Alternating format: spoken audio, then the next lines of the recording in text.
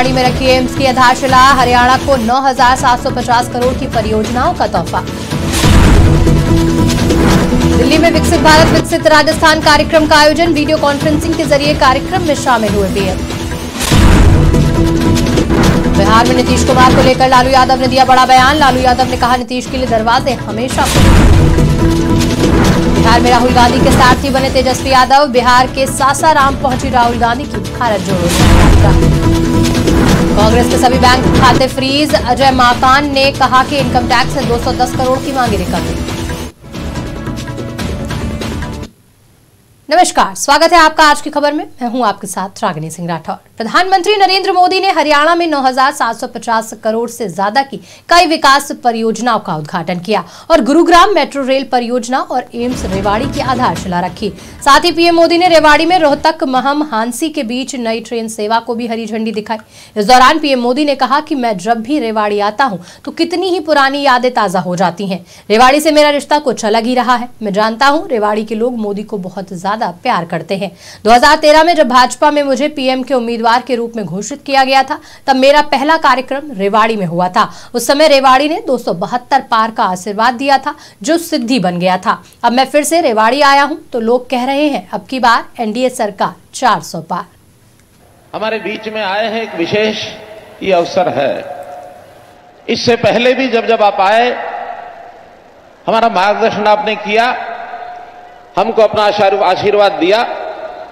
लेकिन आज का अवसर मैं कहूंगा ये और भी ज्यादा व्यवहारिक और विशेष एक प्रकार का महत्व रखता है, क्योंकि आज लगभग 10 साल पहले 2013 में जब आप प्रधानमंत्री अभी नहीं बने थे, जैसा राव साहब ने बताया, आप मुख्यमंत्री गुजरात के थे, लेकिन देश के प्रधानमंत्री के रूप में देश की जनता आपको देख रही थी।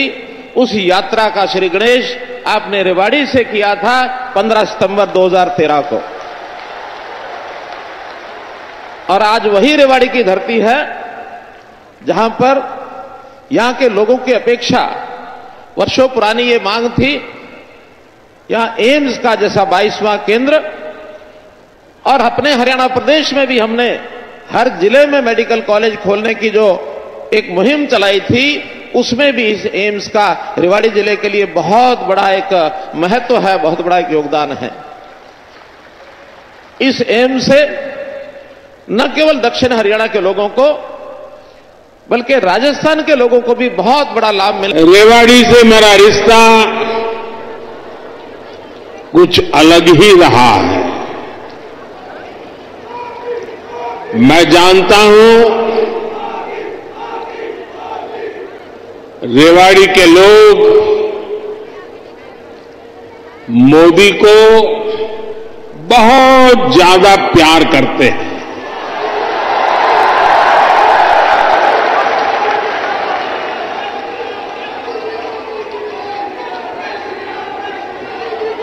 और अभी मेरे मित्र राव इंद्रजीत जी ने जैसे बताया,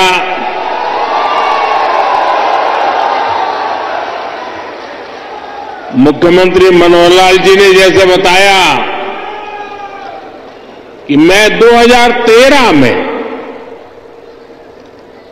जब भारतीय जनता पार्टी ने मुझे पीएम के उम्मीदवार के रूप में घोषित किया था, तो मेरा पहला कार्यक्रम रेवाड़ी में हुआ था।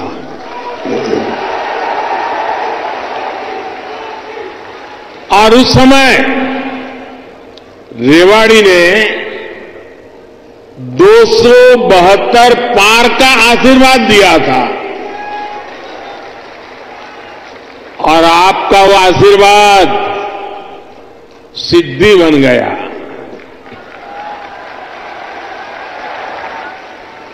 अब लोग कह रहे हैं कि मैं फिर एक बार रेवाड़ी आया हूं, तो आपका आशीर्वाद है अब की बार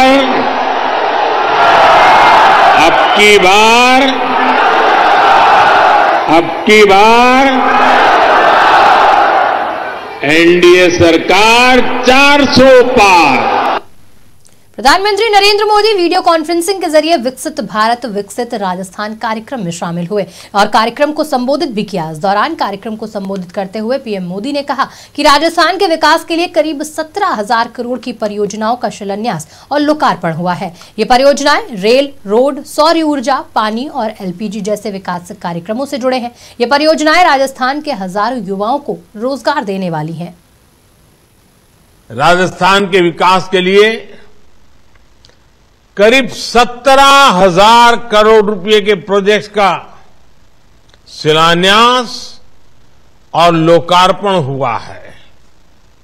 ये प्रोजेक्ट रेल, रोड,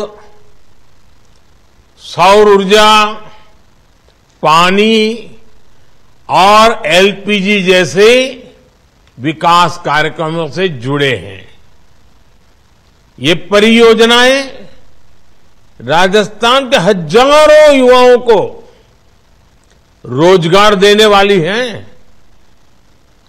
मैं इन प्रोजेक्ट्स के लिए राजस्थान के सभी साथियों को बहुत बहुत बधाई देता हूं। नीतीश कुमार के फिर महागठबंधन के साथ जाने की चर्चाएं तेज होती जा रही हैं। इस पर राजद अध्यक्ष लालू प्रसाद यादव का एक बयान सामने आया। बता दें कि मीडिया से बातचीत के दौरान लालू यादव ने स्पष्ट तौर पर कहा कि अब आएंगे तो देखेंगे, खुला ही रहता है दरवाजा। वहीं बिहार की राजनीति में लालू यादव के इस बयान के बड़े मायने समझे जा रहे हैं। इसके साथ ही बिहार में राजनीतिक हलचल मच गई है। बता दें कि लालू यादव का यह बड़ा बयान तब सामने आया जब विधानसभा में लालू यादव और नीतीश कुमार की मुलाकात हुई थी। बिहार की राजनीति में लालू यादव और नीतीश कुमार की जोड़ी को बड़ा भाई और छोटा भाई कहकर संबोधित किया जाता है। फिर मौका देंगे, आएंगे तो अब आएंगे तो देखेंगे। मौका दे सकते। दरवाजा खुला हुआ है नीतीश जी के लिए, क्या खुला ही रहता है दरवाजा में, क्या करूं। कांग्रेस नेता राहुल गांधी की भारत जोड़ो न्याय यात्रा इस समय बिहार के सासाराम में है, जहां सासाराम में भारत जोड़ो न्याय यात्रा के दौरान कांग्रेस सांसद राहुल गांधी के साथ बिहार के पूर्व उप मुख्यमंत्री और राजद नेता तेजस्वी यादव यात्रा में शामिल हुए। वहीं तेजस्वी यादव इस दौरान राहुल गांधी के सारथी के रूप में नजर आए। इस दौरान तेजस्वी यादव कार चला रहे थे और बगल की सीट पर राहुल गांधी बैठे थे। सासाराम ने भारत जोड़ो न्याय यात्रा के दौरान राहुल गांधी ने किसानों के साथ बातचीत की। किसानों ने भारत बंद का आह्वान किया है।